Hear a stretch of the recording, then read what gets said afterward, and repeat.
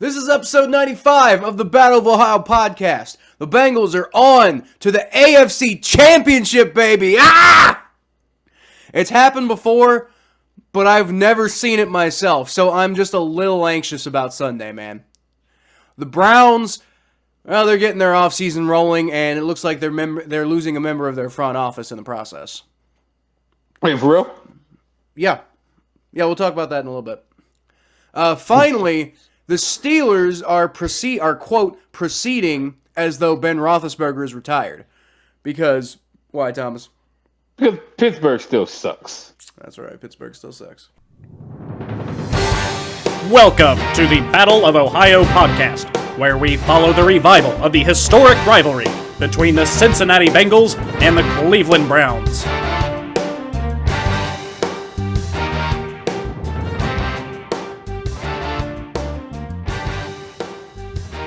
All right. So, what are you drinking today, Thomas? Today, I am drinking hot tea.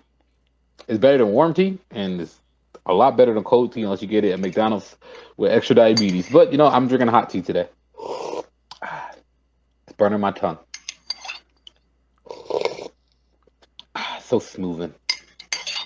That was an extra loud slurp.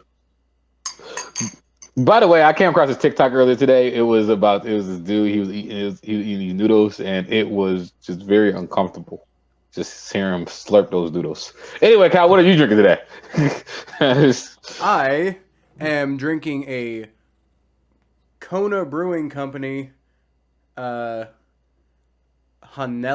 Island IPA. Because Thomas, I don't know if you knew this or not, but I do not play for the Cincinnati Bengals. You don't? No, I don't. Therefore, I, like many people in the football world right now, have plenty of time to go to Hawaii and relax and chill out because I do not have a football game to prepare for on Sunday. Unlike the Cincinnati Bengals, who do. Well, congratulations to you, sir.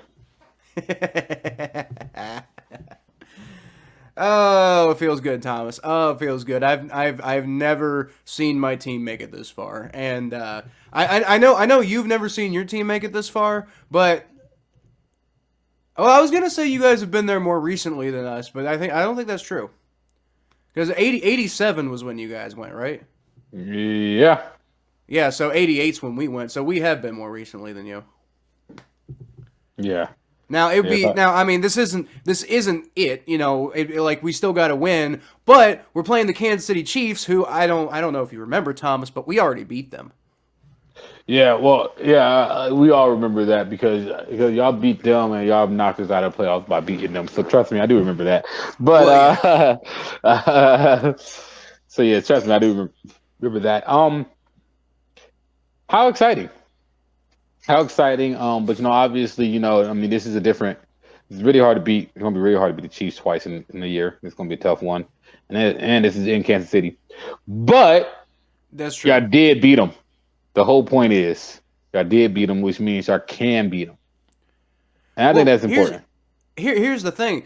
I agree that it's going to be really hard to beat the Chiefs twice in one season, especially because the second time's in Arrowhead. Although I will say they won't. It's sounding more and more likely that they won't have Honey Badger Tyrann Mathieu. So that could be an element to exploit in their defense, and so then it's just going to be about can Joe Burrow do the same thing he did last time, and that's outscore Patrick Mahomes. Now, obviously, if Patrick Mahomes plays like he did against the Buffalo Bills, yeah, but.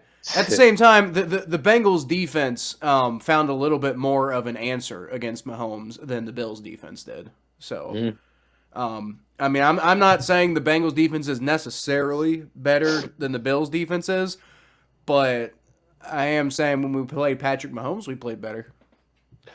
I would say, there's holes in that Kansas City defense. So, right, and their secondary's trash, especially when Honey Badger's out. Honestly, I think Joe Burrow is a better passer than Josh Allen. So I think that Joe Burrow, he have a lot of confidence going into this game. You know what's funny, Kyle? You know what's happening? Joe Burrow right now is reminding me of. It's very reminiscent of is very reminiscent of Joe Burrow when he was in college. You remember when he was in college? Yeah. What about it? So when he was in college, when Joe Burrow was in the SEC, like the tail end of the season, he was having these big games the tail end of the season, going to the SEC championship game, including beating teams like LSU or sorry, what LSU, including beating teams like Auburn, Alabama, and Georgia. Oh yeah, yeah. And like he was putting up these crazy stats.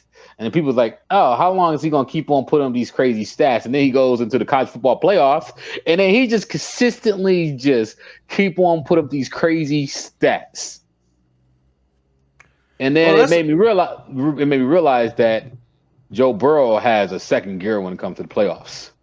Yeah, I mean, it sure seems like it. The Bengals' offense only put up 19 points against the Titans, and yet Joe Burrow still had 348 yards passing. Exactly.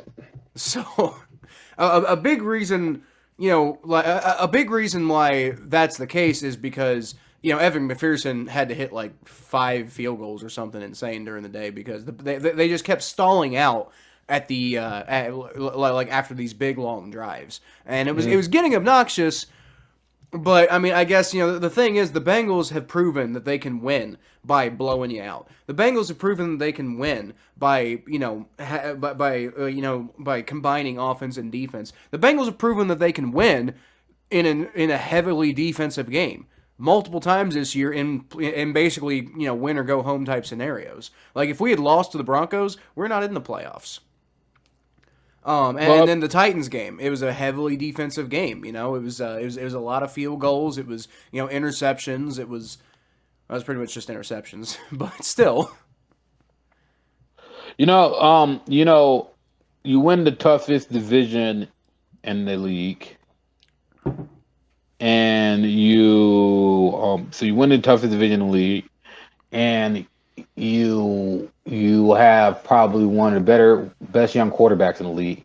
You take care of the team with the best record in the AFC in a year where it felt like the AFC, where it felt like nobody wanted to win the AFC. So there's a lot of sense of optimism here. Titans are a good team. The Titans are a really good team. For y'all to take care of that defense the way y'all did, to win on that defense, is going to make it a lot easier for Joe Burrow as he play against a worse defense. I think you're going to have more success on offense against this Chiefs team. In regards to last game, because we can talk about next game or next episode. But in regards to last game, though, I just, like you said, Evan McPherson, man, draft a kicker. Dude, Thomas, I don't know if you heard about this. I don't know if you heard about this little tidbit, but I mean, it's been making the rounds on all the Bengals podcasts and all the Bengals like talking heads and stuff like that. But it's one of the greatest nuggets I've ever heard from any member of the Cincinnati Bengals in my life. And Evan McPherson is quickly becoming one of my favorite Bengals players ever. And it's the kicker. Okay, first of all, I want to point out, Thomas, that Evan McPherson jerseys at the Bengals Pro Shop are sold out.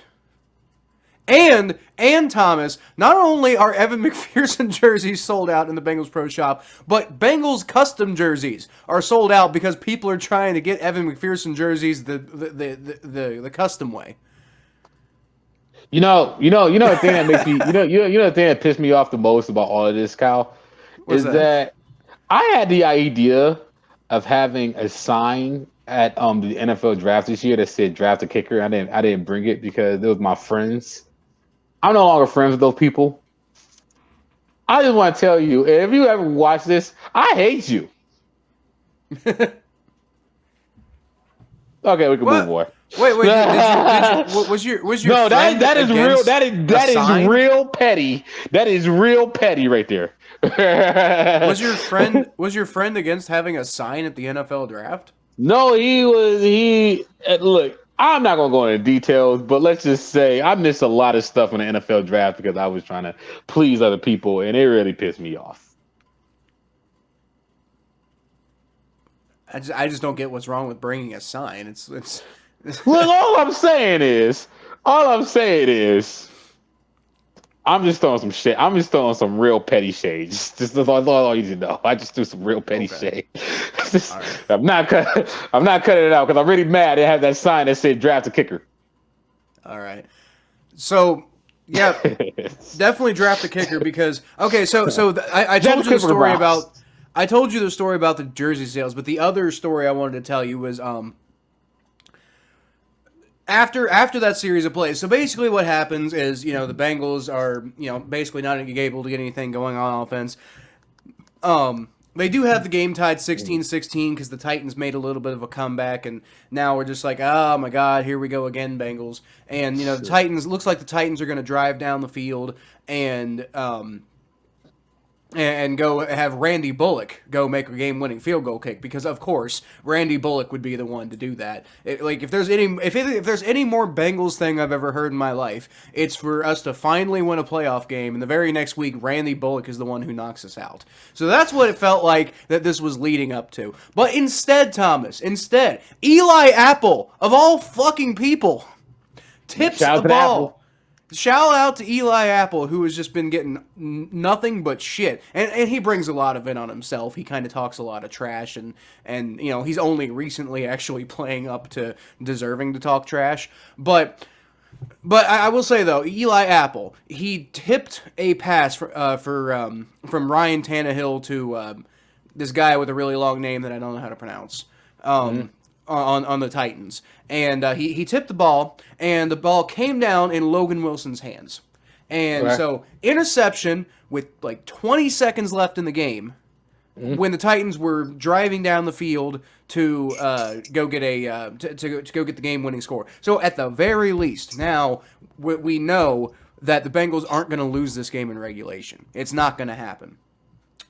But the thing is, Thomas, you got Joe Burrow and Jamar Chase coming out on the field. What you got is, and the ball's at like the 40-yard line. So what happens is Joe Burrow throws the ball to Jamar Chase, who catches it for a 19-yard catch at the most important time in the entire history of the franchise right now. Yeah. Jamar Chase comes down with that ball. Bengals get in field goal range after one play. And we got Money Mac on our side, baby. We know that, oh my God, all we got to do now is just not turn the ball over like we did against the Steelers. That's all we got to do. And so Samaje Perine takes the ball, runs, that's one play. And then Joe Burrow takes the ball and he kind of he does a quarterback sneak, but he doesn't really go forward. He kind of goes backwards. He kind of falls on his ass, I think intentionally, but he gets it towards the hash mark. And I'm really confused because I'm like, did Evan McPherson want it on the hash mark? It seems like he's kicking it at a bit of an angle here. But yeah. I guess that's where he wanted the ball because Joe Burrow very intentionally went down there. And so Evan McPherson is over there warming up on the sidelines, and he kind of swings his leg, and he looks over to Brandon Allen, the backup quarterback, and he says, looks like we're going to the AFC Championship game. This is a 52-yard kick, Thomas.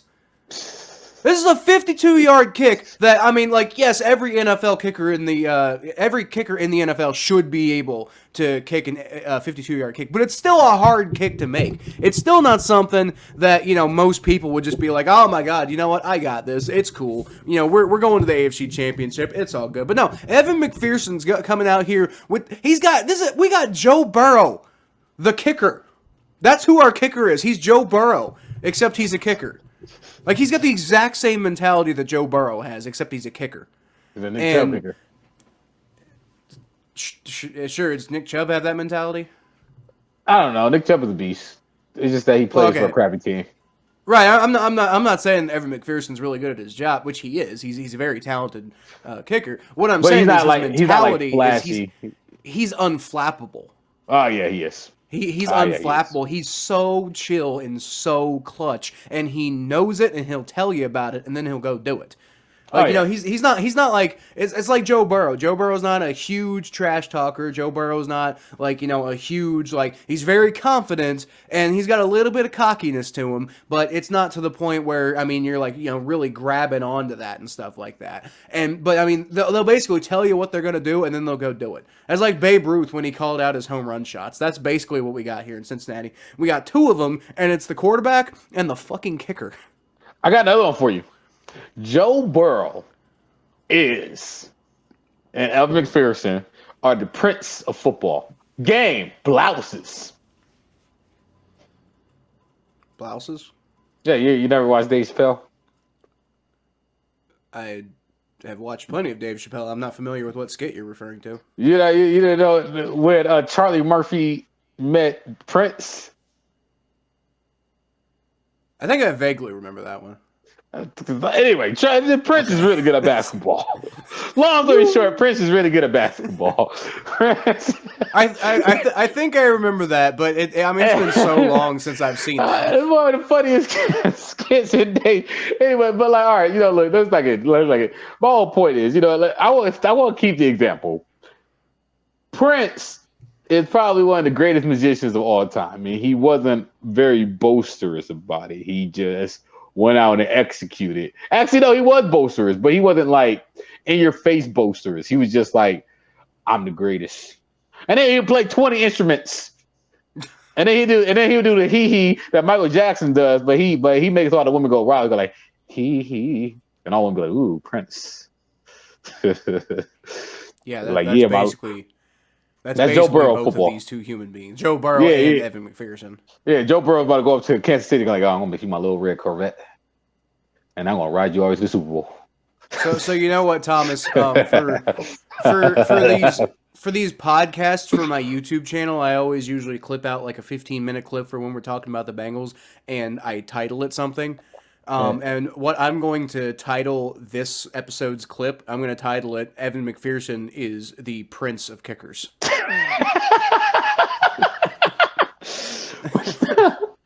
Shoot. I'm just going to start naming Prince. I want to start naming Prince songs.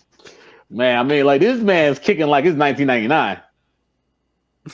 like the thing about that kick, though, is that when he kicked it, you ever watch when he kicked it? Like, as soon as he kicked it, he didn't even look at it. Like, this man, like, you know how most kickers look at their kicks? As soon as he kicked it, the first thing he did, he shook. Whose hand did he shake? Who's holding? Who's the holder? Hey, I'm watching it right now.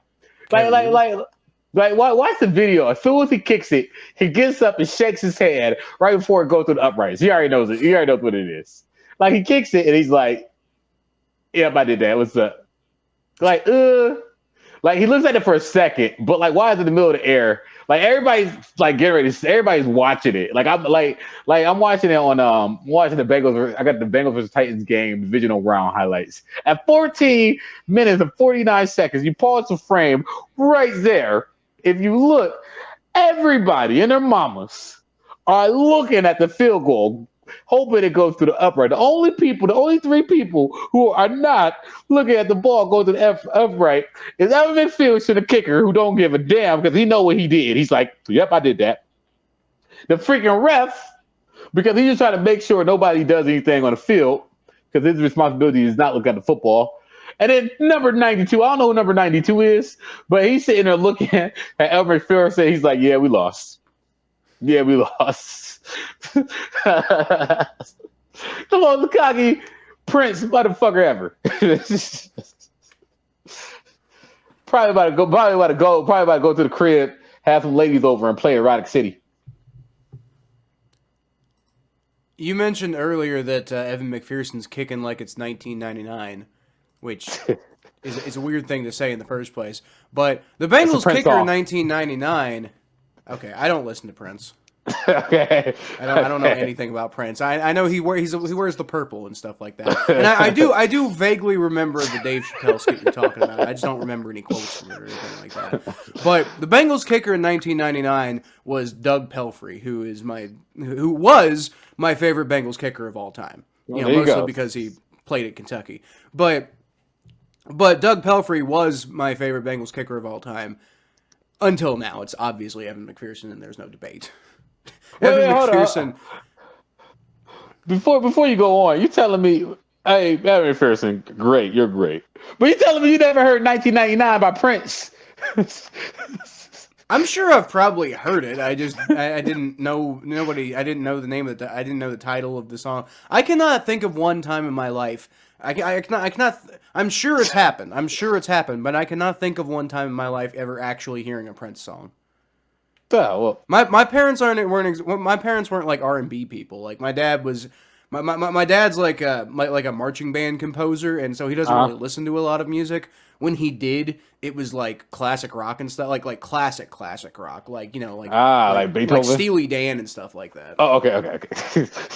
And then my mom listened to like Christian gospel music. So yeah. I did not have much. I did not have much reason to listen to Prince when I was a kid. Did she listen to like the Christian gospel music that's like, or did she listen to the, Mostly the first one. She listened to like the contemporary Christian stuff. Okay, good. I like your mom there. Yeah. Okay. Anyway, Evan McPherson. Okay.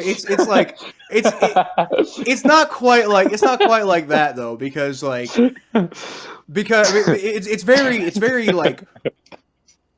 very like white Christian contemporary music. So I mean, there's no rhythm to it. It's just like, kind of, whatever. That's what I was getting at. I was trying to say it without bringing it. Yeah, it wasn't, but it wasn't like traditional church hymns and stuff like that. Is what I'm saying. Yeah, I got you. So yeah, it was like the country musicians and whatever. Yeah. Yeah, those guys. Yeah. I don't know any of them. That's what my mom listened to, and when she wasn't listening to that, she listened to Mojo, I think, which might have potentially played a Prince song. I just don't remember hearing one. You might play 1999. Kick it like it's 1999. We spent too much time with this. Yo, McPherson, though. Shout out to you, Evan McPherson, the Prince of football. Game blouses. I am that dude. He's got so many nicknames right now. He's got Kick Fearson. He's got Money Mac. He's got Shooter McPherson. Now you're calling him Goatson. I like calling him Legatron, even though that was been used by a couple different NFL kickers. I really like that. So I think it's a great nickname. And now you're calling him the Prince of Football, and that's just another one to add to the list.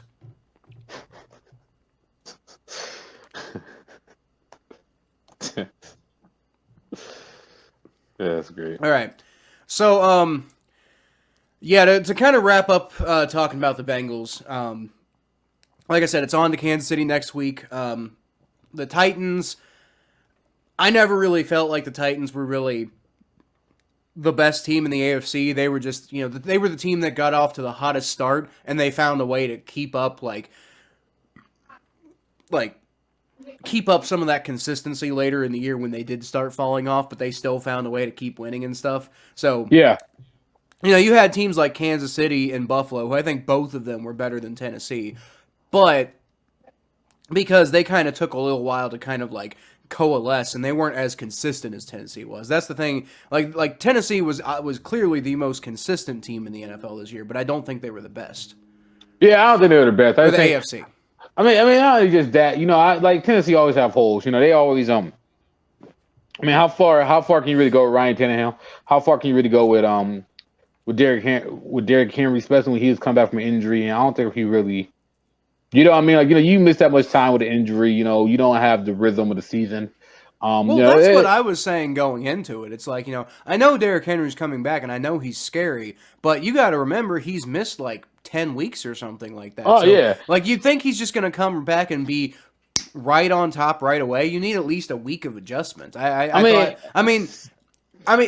didn't necessarily think it was a horrible idea to try to work him in and play Deontay Foreman. And as you saw, they did play plenty of Deontay Foreman, and we kind of struggled when Deontay Foreman was running, but we did pretty damn well against Derrick Henry. Yeah. I mean, what you expect?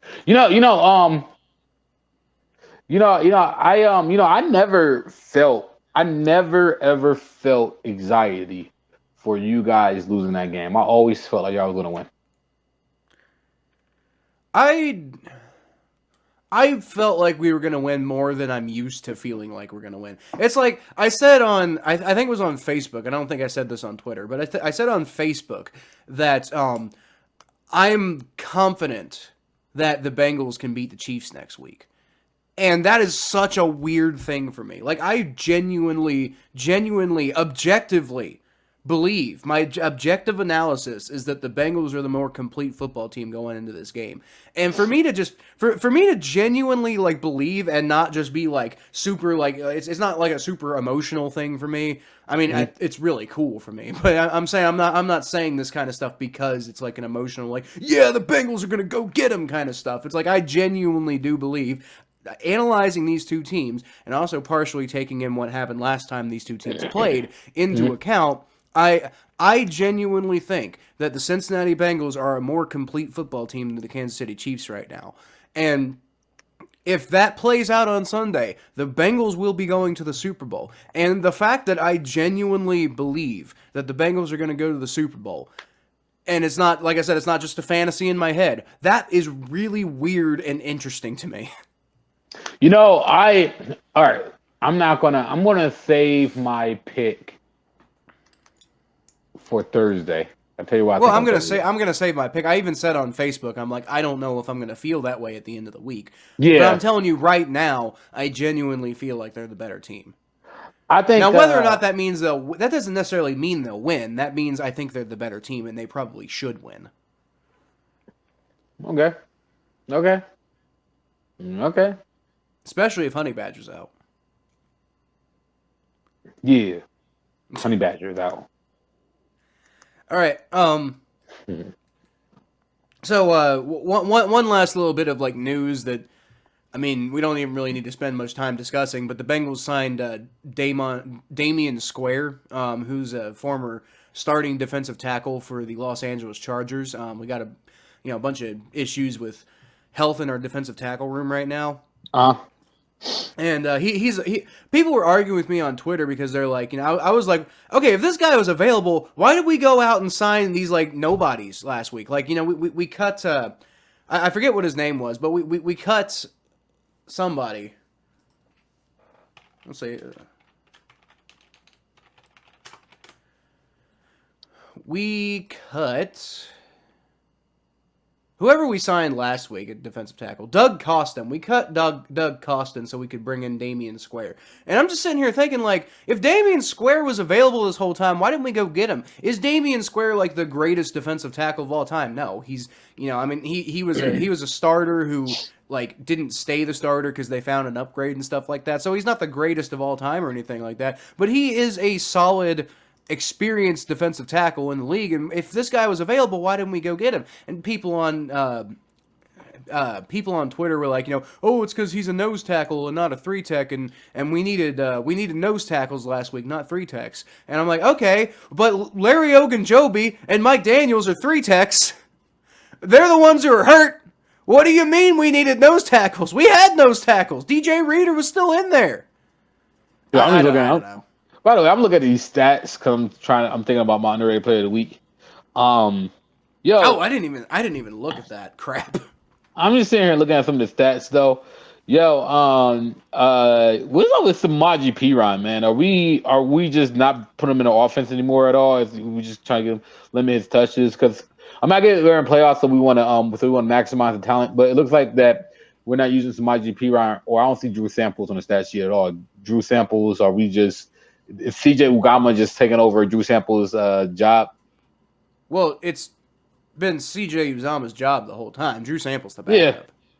Yeah, but Drew Sample got 17 snaps. Did he? Yeah. Wow. And he played okay. Like, he's a backup. He's mostly like used as a blocker. In emergency situations, Joe Burrow will throw him the ball, but he's usually up there as a blocker. He doesn't really do a whole lot of receiving. So you got to realize you're talking to a Browns fan where I see 4 receivers a game catch the ball. So well, that and y'all got like the best tight end room in the NFL. And the thing is, the Bengals don't use them a whole lot. It's crazy how we you guys use tight ends more than we do. Like we throw it to CJ Uzama sometimes. Well, no, I'm sorry. What frustrates me is how the Browns use tight ends, and we do use them, but I feel like we don't. How do I say this? I feel like the thing that frustrates me, the one thing, this is the first time you're ever gonna hear me insult Kevin Stefanski. I like how he uses tight ends. I like that he loves tight ends, but he doesn't. It feels like they don't go with a hot hand. it feels like a tight end gets hot, like the Joku one game got hot, and we stopped going to him. Like, why we stop going to Joku? Like, feed the man. Feed the man. He's hot. He's look his way or something. I don't know. You know, I'm not a part of X's O's, but yeah, there might be a stat that's probably going to make my theory completely stupid. So I'm not going to say anything because there's always somebody on the internet that's like, ooh, let me fact check Thomas real quick. So I don't got the stats in front of me. I'm just saying what it looks like to me. CJ Gama's a beast anyway. We'll do underrated players of the week here. Actually, do you want to do that now because we don't? Yeah, might as well. We're not going to come up with any. Like, there's nothing to come up with for the Browns, so we can do that for the Bengals now if you want. All right. I'm gonna go with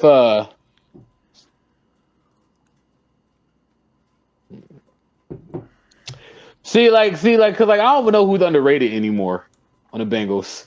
But there's plenty. Everybody's underrated, Thomas. Have you seen the way the national media talks about us every week? Every player is underrated.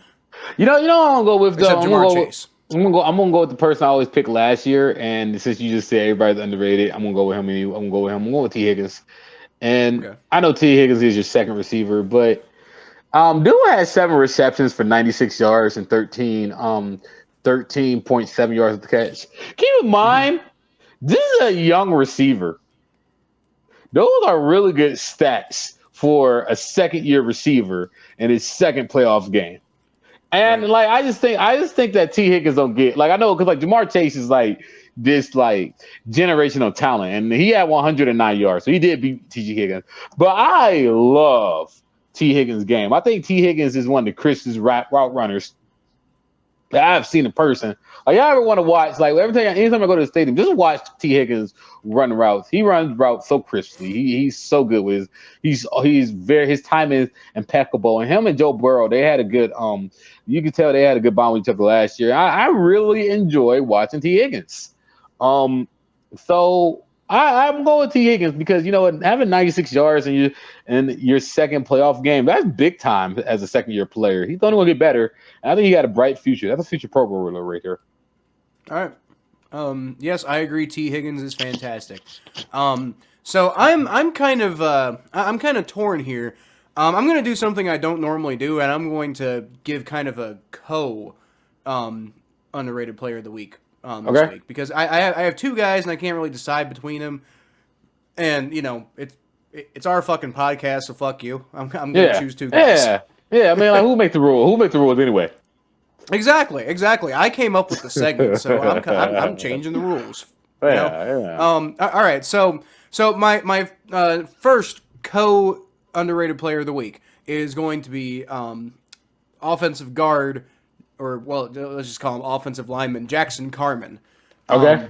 Who came in for only 4 snaps, to be fair, Thomas. But in those 4 snaps, he played pretty well. I mean, nothing spectacular. Not to say he's so great or anything. And it's 4 snaps, small sample size. But he held his own during those 4 snaps. And the guy who has replaced him at the starting right guard position, Hakeem Adeniji, is a fucking train wreck. Why are we playing this guy? He had the worst grade of any Bengals player this entire day. He had a 21.2 pass blocking grade. Joe Burrow got sacked 9 times against the Titans, Thomas, because Hakeem Adeniji is awful.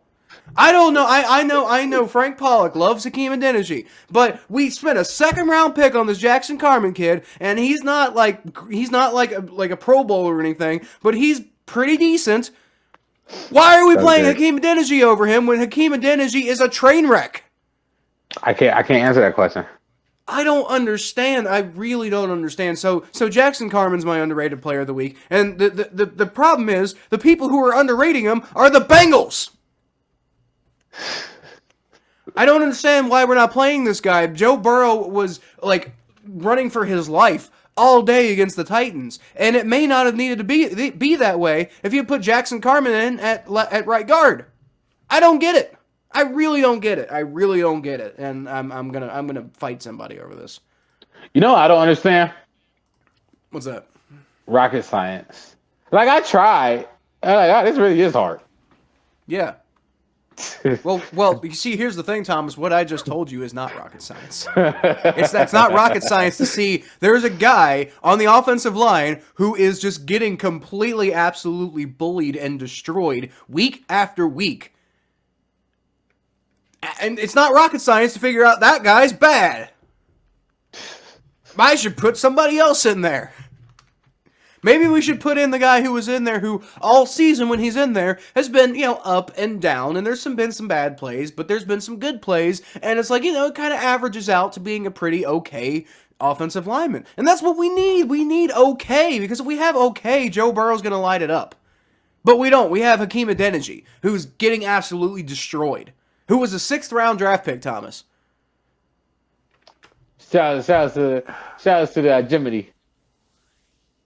No shout out to Adeniji. I'm sorry. I'm sorry. Play better. Play better. You know what? You know what? Do like Eli Apple. Get mad because I'm criticizing you, and then just play better. And I will come on here and I will say all these apologies and everything. And I'll do it because I did it for Eli Apple, and I do it for anybody who deserves it. But Hakeem Adeniji, you are awful. At least you've been playing awful. Horrible. And what sucks is he was playing well in training camp. Everybody was kind of excited about this kid, but he has been horrible. And Terrible. It's the playoffs, dude. We don't have time to mess around like this. Get him out of there. Yeah. All right. So my other the other guy I wanted to give a bit of a shout out to was Trey Flowers. The cornerback. He's like our 5th string cornerback or something like that. We picked him up on waivers from Seattle, who he was a starting cornerback for Seattle for a couple of years. And we kind of bring him back and forth between some packages and stuff. And he had this one really bad penalty where he ran into the guy who was catching the ball on the punt, but he had already waived for a fair catch, so he got a fair catch interference. But twice after that fair catch interference, he completely walloped the guy who didn't call for a fair catch. And if he hadn't made that tackle, it might have been a big play for the Titans. So, and he played pretty well defensively too. He had a 39.6 passer. He allowed a 39.6 passer rating on the few plays that he had on defense. So shout out to you, Trey Flowers, and sort of shout out to you, Jackson Carman. But I mean, the real shout out there is an anti shout out to Hakeem Adeniji, or an anti shout out rather to Frank Pollock, who keeps insisting on playing Hakeem Adeniji for some reason. Yeah. Shout out to you, Hakeem. Yes. I promise you, I'm sober. A enemy, an enemy, Adeniji. A dinge of me. Okay. Yeah. Shout out to you, Hakeem and Jimmy me. Don't worry, Hakeem Adeniji. He can't pronounce Uzama either. Ugama. But all right. Well, it's not my fault. You can't pronounce Louisville. I almost did it myself. Actually, I know you're wrong. You're the one who can't pronounce Louisville because that's how it's pronounced. I'm asking if you live there, you live there, you get to decide how it's pronounced. If it's your city, you get to decide. You don't get to decide, Thomas. You live in Cleveland. I'm asking Sir Yacht when you come over here next week. I'm asking. By the way, Sir Yacht's not from Louisville. Shout out to Sir Yacht. Coming soon. That's going to be fun. Can't wait. Yeah, I really hope the Bengals are in the Super Bowl. I really hope, because that podcast next week is going to be so lit. Y'all better get it done, Joe Burrow. I think I might get away with my pick. Better get it done, Joe Burrow.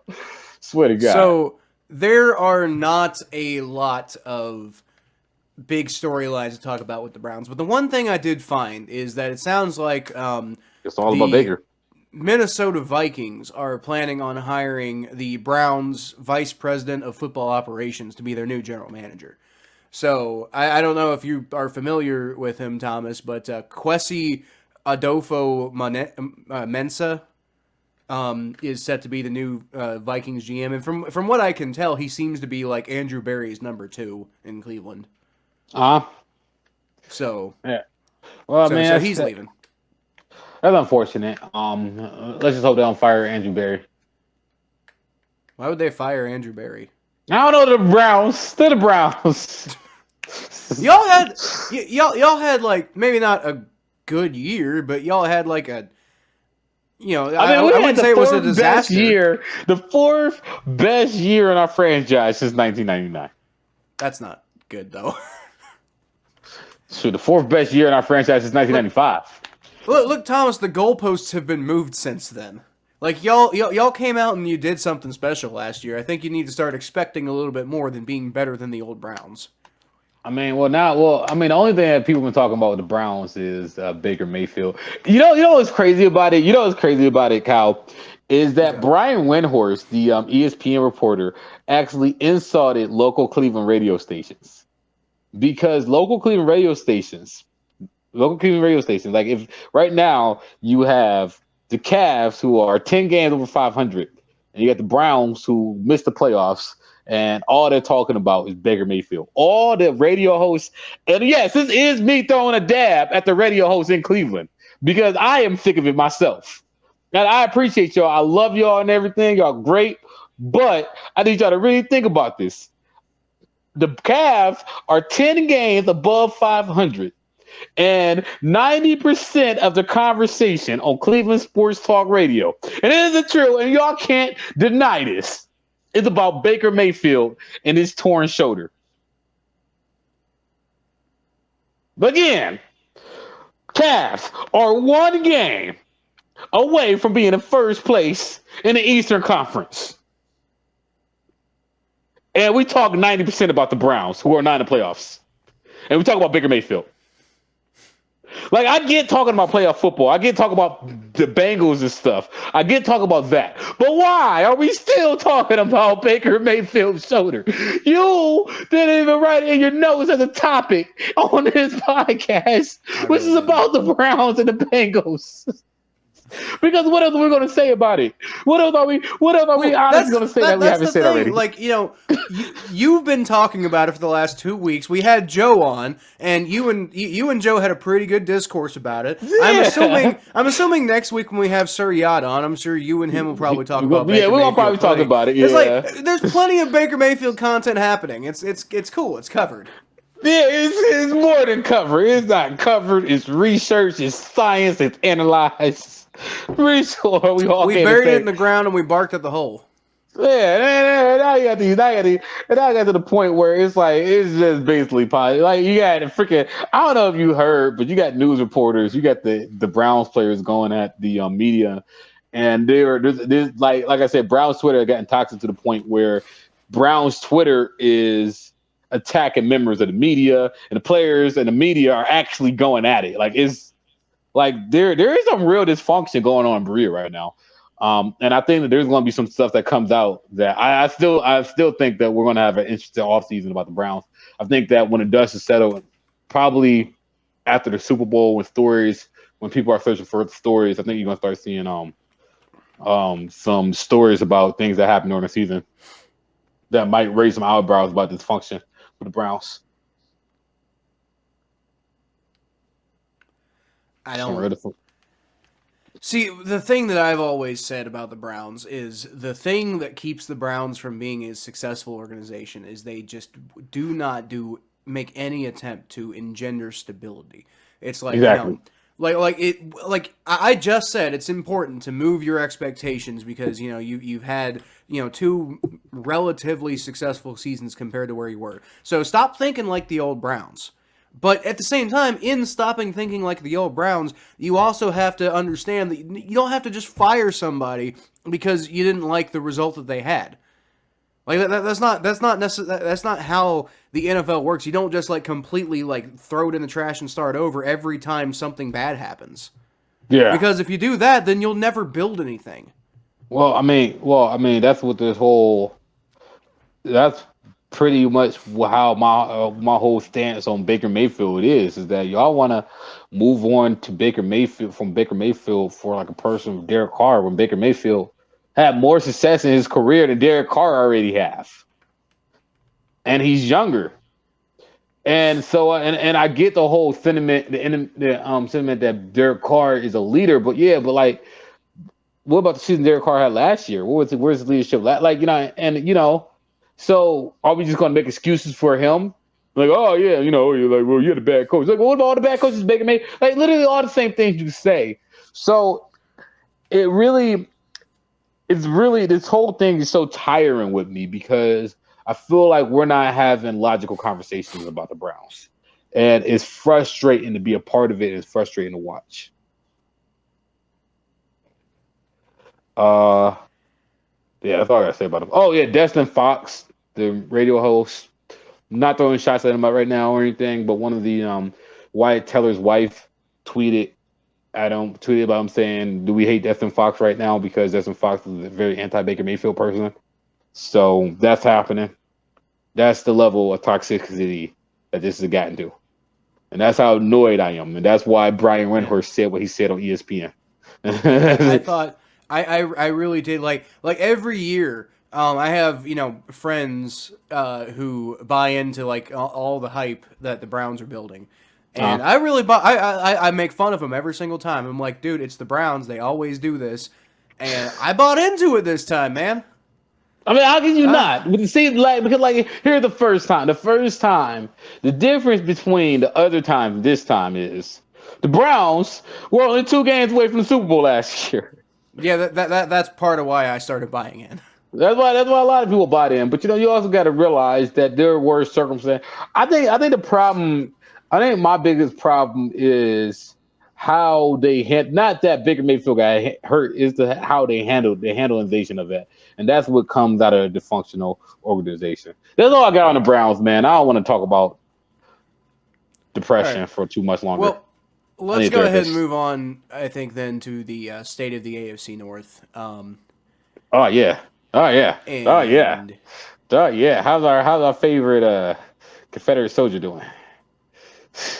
Well, I don't know how the Confederate soldiers doing, but I wanted to start with the Ravens because holy crap, Ravens. So I don't know if you saw this, Thomas, but Antonio Brown. Oh yeah. Tweeted out a picture of him photoshopped into a Ravens jersey. Yep. And he has told media sources and stuff that he wants to play with Lamar Jackson in Baltimore. And Thomas, I said this when Le'Veon Bell signed with the Ravens, and he never really did anything with the Ravens, and that was unfortunate. But I'll say this again about Antonio Brown: I am all the fuck here for that. Oh, I'm so for it too. So ready to see, and I don't want Antonio Brown on my team. First of all, like no thank you. I don't want him on my team either. Right. So like you can go to Baltimore. That's fine. Go to Baltimore, and then I am all here to watch those fireworks twice a year between Antonio Brown and the Pittsburgh Steelers. Yes, thank you. Cut it, wrap it. I'm all in. Yes, please, Antonio Brown, please go to Baltimore for the love of God. Dude, I feel like I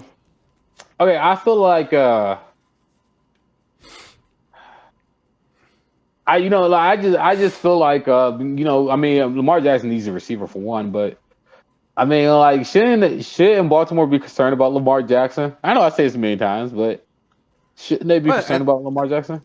I mean, they probably should, but they also will they be? They also got to do what they got to do, you know? Yeah. Like, that's who they have. They don't have much of another option. It's like, yeah, what are you going to do? You're going to move on from Lamar Jackson? They should go get Derek Carr and try and get... Okay, yeah. You're going to be on that train. That's fair. Look, I'm just saying, like, if there's an upgrade at quarterback out there, you might as well go get it. I mean, they missed the playoffs because their quarterback was hurt, and I just don't see a reason why we cannot explore better options. Because why are we sticking with a guy that was healthy? Let me put this in qualifications. He was healthy when he done this. 16 touchdowns, 15 turnovers. Year 4. No injuries. This is what you came to see, everybody. You came to see the salt just pouring and emanating out of Thomas's pores. I just don't understand. But look, like, here's the thing, Kyle. Here's why this is funny. Because the reason why I stick on this is because the best thing about sports is that if you know something, like in your heart of heart, if you know something, you're probably gonna be right eventually because they gotta play out on the field.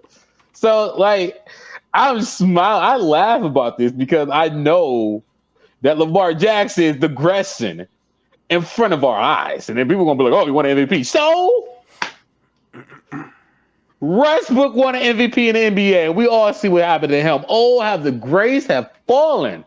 My game will say, I just honestly believe when it comes to a quarterback, look, we already went through this. Don't need to beat the dead horse. The horse ain't getting any faster. I'm just going to wait. It's a waiting game. Antonio Brown, go ahead and go to Baltimore. You'll love it. Baltimore to Detroit of the East Coast. You'll enjoy it. All right, so I don't have a lot of news bits to talk about with the Steelers, but I just want to point out something. I have seen a couple Steelers fans, right, on Twitter, Thomas, who have expressed that, because, and this is the thing about, like, the Bengals, is, like, a lot of people are rooting for the Bengals right now just because, like, the Bengals superstar players are all very likable people. They're young, they're fresh, they're baby faced. Sort of. Joe Burrow's got a little bit of stubble going on, so not entirely baby faced, but for the NFL standards, they're baby faced. So the Bengals are a very, very, very likable team right now. So I've seen a few Steelers fans being like, hey, I'm rooting for, Joe Burrow. I'm rooting for the Bengals because I'm rooting for Joe Burrow, and et cetera, et cetera, et cetera. And my God, Thomas, some of the other Steelers fans who I've seen just, like, come out to, like, slay and destroy these people who are saying stuff like this. Like, here's one. I can't believe people who call themselves hashtag Steelers fans could possibly root for such a trash organization as the hashtag Bengals. After all the shit through the years, I have no clue how you don't vomit uncontrollably trying to cheer for the Bengals. And, like, dude, holy crap. Steelers fans for years are like, the Bengals aren't our rivals, the Ravens are our rivals. We don't care about those terrible Bengals who do nothing. And it's like, all right, so the second that we get some sort of success going, suddenly Steelers fans are like, oh, I hate the Bengals. Like, yeah, I know you do. I know you do, asshole. You have the whole time. You just don't want to fucking give us any credit. That's what the hashtag Steelers suck. You know one thing about the hashtag Steelers that are just great right now is currently the hashtag Steelers has the longest playoff win drought in the AFC North, which is just fantastic. And that's a great statistic because everything the Steelers have done is history. So what's the difference between the Steelers celebrating their 6 Super Bowls and me celebrating my 6 NFL championships? They go like Ben Roethlisberger. I go like Jim Brown.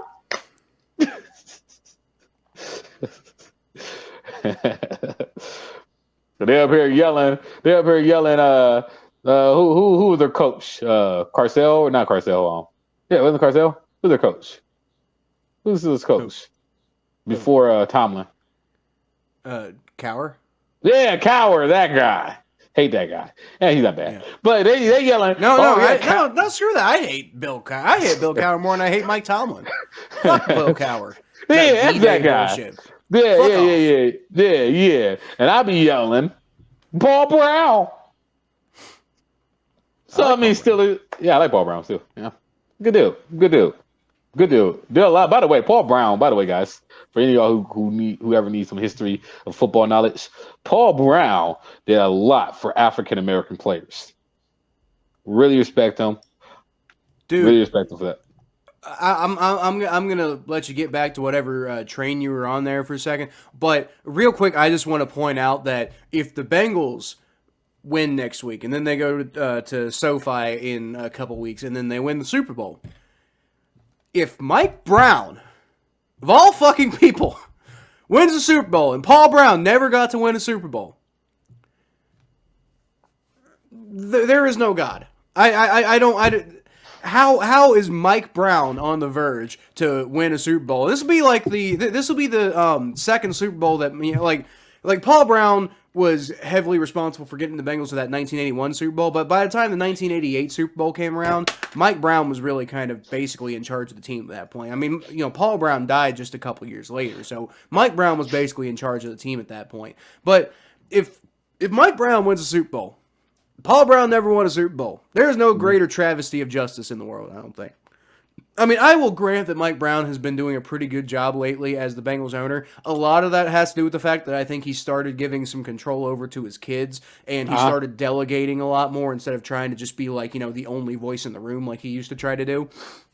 He started listening to other people's opinions, and that's the biggest difference between the Mike Brown of the 90s and the early 2000s and the Mike Brown of like today. Is like, Mike Brown now deserves to win a Super Bowl, but it's only because he finally decided to change his ways.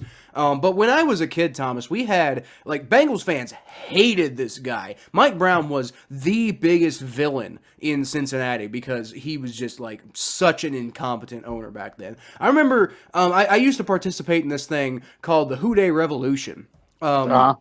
Which, we got in like the national, or not the local newspapers and stuff like that, because we did things like we had we had a plane that flew over Bengals training camp that had Mike Brown's record, like on one of those little trailing things going behind it. We That's put hilarious. urinal cakes. We put that record on urinal cakes and replaced them in Paul Brown Stadium so that people could pettiness. piss all over Mike Brown's record. That's the pettiness. We put up billboards saying that Mike Brown needs to hire a GM or step down from the team. I mean, like, Mike Brown was the greatest villain on the planet, and now he is 2 games away from winning a Super Bowl. I always thought the greatest villain on the planet was the Joker. By the way, there is a God. I felt her when I ate a special cookie when I was in college. But as I hear it there. That was just an anecdote I was saying. I wasn't trying to make an actual statement there. but that was also an anecdote. I had time to got actual statement right there. That was yeah. Anyway, Mike Brown. I really do. This is what I learned from that story, Kyle, is owners can improve. Give me faith in Jimmy Haslam. Owners can improve. Who said that an owner? We get this perceived notion that because somebody done something, they're always going to be like that, but they can improve at their job. Owners can learn as they have more experience as owners. So that gives me hope. I mean, you seen that with the Cavs with what's his face, Dan Gilbert. That rich ass motherfucker. Yeah, that dude's so fucking rich. Yeah, he's just third richest owner in sports. You know what I want to do real quick? I want to shout out. Oh shit! Let's see if I can actually. Who shouted out? I forget his name. I feel bad now. So week 17, the Bengals played the Chiefs, right? And it was one of Around the Block's other podcasts, Double Overtime, had me and a Chiefs fan on, or one of the Chiefs writers on, for their marquee, like, I forget what he calls it, like marquee matchup of the week or something like that. Yeah. And I feel so bad because I forget the guy's name. But the Chiefs fan I was on with, I want to give a shout out to him because he said on that game, he was like, I believe this is going to be the AFC Championship. This is a preview of the AFC Championship, and lo and fucking behold, dude, guess who the AFC Championship is? Do I get any credit for saying back during the offseason that Joe Burrow is going to be dangerous when he reaches the playoffs, and y'all gonna get your first playoff win this year? I ain't credit for thinking that. I believe I said that too. Yeah, well, yeah, but but it's a difference between when you say it and when I say it, because when there's not, because you're a fan, though. Well, yeah, but I'm like, I don't know. If you see anything I've ever put out, I try to stay as objective as I possibly can. You do. I mean, unless I'm very intent on talking trash in the moment, but you do, because I picked the Browns every single game on this podcast this year, every single one. No, I think I picked the Northern Steelers. No, I did pick the Northern Steelers game. The only reason I picked the Northern Steelers game, if I had known that you guys were going to beat the Chiefs, I would have picked the door that Steelers game. I wish I could have just texted you, like, I changed my pick, but like new information, man. I mean, I didn't pick them on all the podcasts. I was guessing on the podcast. I picked against the Browns when they played against the Ravens. Nah, that was good. That was a smart pick. Anyway, I'm done. I got nothing else. You got anything else? No. No, I think that's pretty much it. I think we pretty much said everything that needed to be said and then some. But all right, so I guess that's gonna do it for this episode of the Battle of Ohio podcast, guys. Thank you so much for watching. You can always find more of what I do at Kyle Phelps 92 on Twitter, Facebook.com/thephelps. Check out atbnetwork.com, the people who are so nice to give us the StreamYard stuff. And my phone is blowing up, so I should probably put that on silent. Stop talking to me, Dolphins fan. But anyway, yeah, check me out on all that stuff. Go check Thomas out at T_star94 on Twitter and Instagram. And and check out my YouTube channel, by the way, Kyle Phelps. But check out Thomas's YouTube channel, which is the Thomas J Network, which he's also on TikTok as. And you want to go check that stuff out because he's putting out good content on that all the time. A new song on the 2nd. New song on the 2nd. So go check that out, everyone. But yeah, that's pretty much it for this one, guys. So I will leave y'all with a Who Dey. Go Browns. Hey, hold on, that's like in a week. Shit.